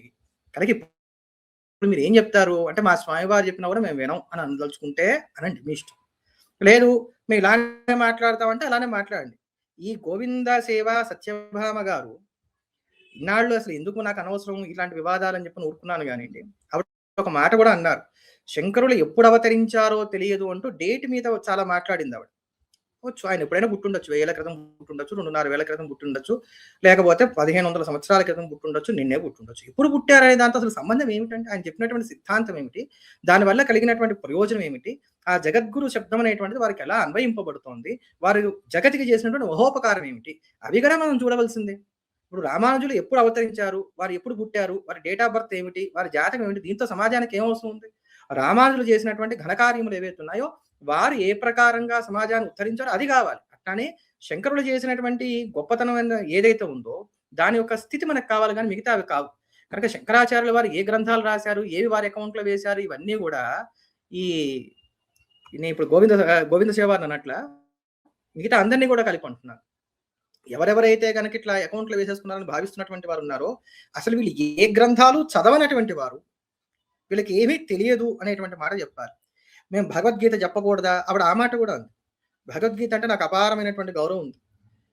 ఆ భగవద్గీత అందరూ చెప్పవచ్చు, అయితే ఎవరు చెప్పాలి భగవద్గీత అనే దానికి ఒక నిర్ణయం ఉంది, అది వేదాంతం. అది గురుముఖత భగవద్గీతని అధ్యయనం చేయాలి. అది ఉపనిషత్తులన్నిటి యొక్క సారము గనక ఉపనిషత్తులన్నీ కూడా అధ్యయనం చేయాలి. ఆ ఉపనిషత్తులన్నీ అధ్యయనం చేసి తర్వాత మీరు చెప్పండి ఎవరు కాదనే వారు ఉన్నారు. అంటే బ్రాహ్మణే చెప్పాలా, బ్రాహ్మణేతరులు చెప్పకూడదా? ఈ మాటలు కూడా వచ్చినాయి మధ్యలో. బ్రాహ్మణేతరులు చాలా మంది చెప్పారు భగవద్గీతని. విద్యాప్రకాశానందగిరి స్వామి వారు బ్రాహ్మణులు గారు, వైశ్యులై తర్వాత యతిగా మారినటువంటి వారు. వైశ్యుడై యతిగా మారితే వారిని భిక్షుకులు అనాలని చెప్పినటువంటి మాటలు కూడా ఉన్నాయండి. అసలు దశనామి సంప్రదాయానికి, సన్యాసాశ్రమ పునరుద్ధరణకు కంకణం కట్టుకుని దాన్ని పునరుద్ధరణ చేసినటువంటి మహాత్ములైనటువంటి వారే శంకర భగవత్పాదాచార్యులు వారు. కనుక ఈరోజు కాషాయం కట్టుకునేటువంటి వారందరూ కూడా వారి పేరు చెప్పుకోవాల్సిందే. వారు చెప్తే అందరూ వినలేదా? మనము వినట్లేదా? దాని తర్వాత ఇటీవల కాలంలో మనం చూసుకున్నట్లయితే కనుక పరిపూర్ణానంద స్వామి వారు, మరి పరిపూర్ణానంద స్వామి వారు ఏమి బ్రాహ్మణులు గారే బ్రాహ్మణేతరులైనవారు. వారు చెప్పినటువంటి భగవద్గీత ఎస్వీబీసీలో యువతలో ఎంత మార్పు తెచ్చిందో చెప్పలేం. ఒకప్పుడు అసలు అది ప్రభంజనమైంది అసలు వారు చెప్పినటువంటి భగవద్గీత. అందుకని మీరు భగవద్గీత చెప్పండి, కానీ మీరు గీత ఎక్కడ చెప్తారు? ఒక శ్లోకం చదువుతారు, ఆ శ్లోకం చదివి గోవింద సేవ సత్యభామ గారు లోకాభిరాయణం అంతా దాంట్లో చూపిస్తుంది ఆవిడ. ఏం చేస్తాం దానికి? ఇప్పుడు ఇవన్నీ మాట్లాడామనుకోండి, మా స్వామివారి మీద మీకు వచ్చారు, మళ్ళీ ఇంకో మాట వస్తుంది. అందుకే అన్నిటికీ కూడా అయినంత వరకు సమాధానం చెప్పేటువంటి ప్రయత్నం చేస్తున్నాను నా వంతుగా ఇవాళ. గరికపాటి నరసింహారావు గారు వైష్ణవులను దోషం చేశారు. మంచిది, వైష్ణవులను దోషం చేశారు, మీ మనసు నొచ్చుకుంది. దానికి మీరు ఏం చేయాలి? మీరు ఒక సేవా సంస్థ పెట్టుకున్నారు, శ్వాస అని చెప్పని, శ్రీ వైష్ణవ సేవా సంఘం, అది ఆవిర్భవించిందే దానికోసం. వెళ్ళండి, ఒక రిప్రజెంటేషన్ ఇవ్వండి. అయ్యా, మీ వల్ల మా మనసుకి ఇలా క్లేశం కలిగింది, ఇది అనాది సిద్ధమైనటువంటిది, మాకు పరంపరగా వస్తున్నటువంటిది, మా పరంపరని మీరు దుయ్యబడుతున్నారు, ఇది మాకు నచ్చట్లేదు, దీనికి మీరు క్షమాపణ చెప్పండి, లేకపోతే ఇంకోటి చేయండి, అడగండి, అభ్యంతరం చేయండి. దానికి ఒక పద్ధతి ఉంది. అంతేగాని నోరేసుకొని మీద పడిపోతాం అనంటే ఇక్కడ సమస్య ఎక్కడ వస్తున్నదంటే, అద్వైతుల్లోనేమో ఐకమత్యం లేదు, వైష్ణవంలోనేమో ఐకమత్యం ఉంది. అబద్ధం వా కుంతీపుత్రో వినాయక అన్నట్టుగా వాళ్ళు ఏమన్నా కానివ్వండి కాక కుంతీదేవి కుమారుడు వినాయకుడు అని అంటే అవును, కుంతీదేవి వినాయకుడే వాళ్ళకి, అంతే. ఇక మిగతా వాటితో సంబంధం లేదు. మా సంప్రదాయంలో ఉన్నవాడు చెప్పాడు కనుక అది సత్యం, అంతే. వాళ్ళలో ఉన్నటువంటి ఆ ఐకమత్యం స్పష్టంగా చెప్తున్నాను, నిర్మోహమాటంగా చెప్తున్నాను, స్మార్తుల్లో లేదు. ఆ స్మార్తుల్లో లేకపోవటం వలనే ఈరోజు ఇంత ఇబ్బంది అనేటువంటిది మనకు వస్తాం.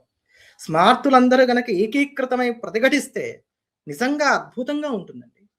ఇంకొకటి, వీళ్ళందరూ చేసేటువంటి పని ఏమిటంటే, ఎవరన్నా ఇట్లా మాట్లాడుతున్నట్లయితే ఒక గ్రూప్ ఉంటారు. అందుకనే చెప్తున్నాను, జిఆర్ స్వామి వారు అని కాదండి, జిఆర్ స్వామి వారి కింద ఉండేటువంటి వారు వారి యొక్క అభిమానాన్ని కోరుకునేటువంటి వారు, వారి అభిమానాన్ని సముపార్జన చేయడం కోసం అని చెప్పి చీప్ ట్రిక్స్ ప్లే చేస్తుంటారు. అందులో భాగంగా ఇప్పుడు ఇవాళ మాట్లాడగా రేపు వచ్చేస్తారు నా ఫేస్బుక్ లోకి, నా యూట్యూబ్ లోకి, వీటన్నిటిలోకి రకరకాల ఐడియాలతో వస్తారు. వీడు నాకు ఎలాగో ఈ సామాజిక మాధ్యమాలు ఎలా ఉంటాయో నాకు పెద్దగా వీటి మీద అవగాహన లేదు. వచ్చేసి ఇక రకరకాలైనటువంటివన్నీ కూడా అందులో పెట్టేస్తారు. అంటే నెగిటివ్ కామెంట్స్ అన్ని పెట్టేసి దాన్ని పొల్యూట్ చేసేస్తారు అనమాట. అంటే వీళ్ళకి చేతనైంది అదొక్కటేనండి, అదొక్కటే మాట. ఇప్పుడు నేను మాట్లాడాను, ఇదిగో ఇది శంకర విజయంలో ఆధారం ఉంది, దీనికి ఇది ఆధారం, దీనికి ఇది ఆధారం అని చెప్పాను. ఖండనకి ప్రతిఖండన మళ్ళీ ఇంకో గ్రంథాన్ని చూపెట్టి చేయమనండి, చెయ్యరు. పోనీ 1 to 1 చర్చకి రమ్మనండి, రారు వీళ్ళు. నేను జిఆర్ స్వామి వారిని చర్చకి రనట్లా, నేను వారి కింద ఉన్నటువంటి వారిని చెప్తున్నాను. నేను మళ్ళీ చెప్తున్నాను, జిఆర్ స్వామి వారికి చేతులు జోడించి నమస్కరించే నేను చెప్తున్నాను, స్వామి వారు ఈరోజు మీరు మాట్లాడినటువంటి మాటల వలన ప్రపంచానికి హితము జరక్కబోగా దీని వలన విపరీతమైనటువంటి అనర్థాలకి ఇది దారి తీయడానికి ఆస్కారం ఉన్నది. మా మనస్సులన్నీ కూడా గాయపడ్డాయి. స్మార్తులందరినీ కూడా మీరు బాగా అవమానం చేశారు. ఈరోజు మా అందరికీ కూడా నిత్య ప్రాతస్మరణీయమైనటువంటి శంకర భగవత్పాదాచార్యుల వారిని మీరు హైజాక్ చేయడానికి ప్రయత్నం చేశారు. చిత్రామనాయ పీఠములను అవమానించారు.